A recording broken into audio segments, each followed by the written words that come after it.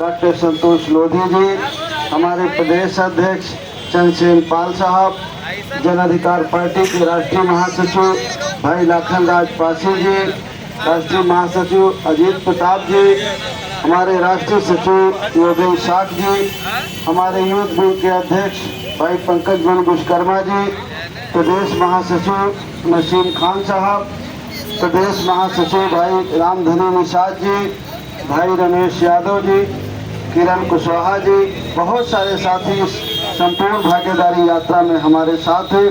साथ ही उस संपूर्ण भागीदारी यात्रा का उद्देश्य मकसद है कि हमारे देश में जाति जनगणना हो और जाति जनगणना के बाद जिस समाज की जितनी आबादी हो, आबादी के हिसाब से उसे हर क्षेत्र में हिस्सेदारी और भागीदारी मिले, चाहे वो सरकारी नौकरियां हो या प्राइवेट सेक्टर की हो, जल जंगल जमीन हो, ठेके पट्टे हो, राजनीति हो।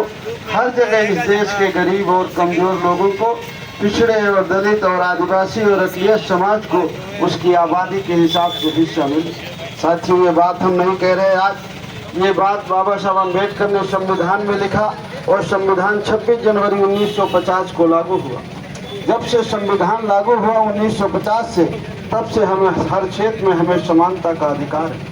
लेकिन जिन लोगों को हम लोगों ने वोट दे करके जिताया, वो सत्ता में गए, आज तक हमें कहीं किसी भी क्षेत्र में समानता का अधिकार नहीं दिया। आज तक हमें शिक्षा के क्षेत्र में तो समानता का अधिकार मिला नहीं, बाकी चीज़ें तो बहुत दूर की हैं। शिक्षा हमारे यहाँ दो तरह की है, एक तरफ प्राइमरी स्कूल है, एक तरफ कॉन्वेंट स्कूल है। प्राइमरी स्कूल में गरीब का, कमज़ोर का, किसान का, मजदूर का बच्चा पढ़ता है। जब प्राइमरी वाले को और कॉन्वेंट वाले को एक जगह बैठाते हैं तो प्राइमरी का बच्चा पीछे रह जाता है और कॉन्वेंट का बच्चा आगे निकल जाता है। हम चाहते हैं कि कक्षा 1 से 8 तक की पढ़ाई एक तरह की होना चाहिए, चाहे वो गरीब का बेटा हो, चाहे अमीर का बेटा हो, चाहे वो प्राथमिक विद्यालय हो वो या प्राइवेट विद्यालय हो। 1 से 8 तक की पढ़ाई सबकी एक तरह की होना चाहिए।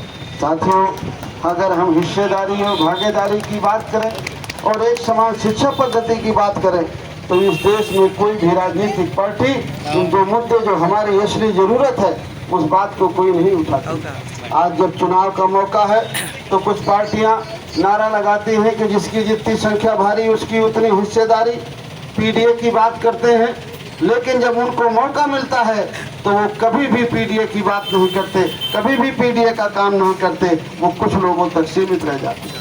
इसलिए हम आपसे कहते हैं कि अगर हमें हिस्सेदारी और भागीदारी लेना है, अगर हम चाहते हैं कि हमारे बच्चों को जीवन के हर पहलू में आगे बढ़ने का मौका मिले, तो हम अपनी पार्टी जन अधिकार पार्टी को मजबूत करके उसके प्रत्याशियों को जिता करके भेजेंगे, तब हमारी समस्याओं का समाधान होगा।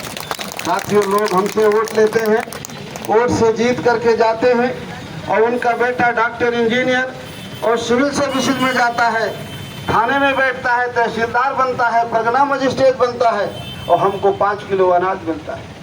क्या हमारा और हमारे बच्चों का जीवन 5 किलो अनाज में कटेगा, कॉलोनी में कटेगा? हमारा जीवन, हमारे बच्चों का जीवन 5 किलो अनाज और कॉलोनी तक सीमित नहीं रहेगा। हम भी चाहते हैं कि हम भी इस देश में रहते हैं और इस देश को बनाने में हमारा भी योगदान है, तो इस देश के सारे संसाधनों में इस देश के गरीब और कमज़ोर लोगों का बराबरी का हिस्सा है। ये कहने के लिए हम आपके बीच में आए। आप लोगों ने हमें रोक करके हमारी यात्रा का स्वागत किया, हमारे मनोबल को बढ़ाया, उसके लिए आप सब लोगों को दिल की गहराइयों से धन्यवाद।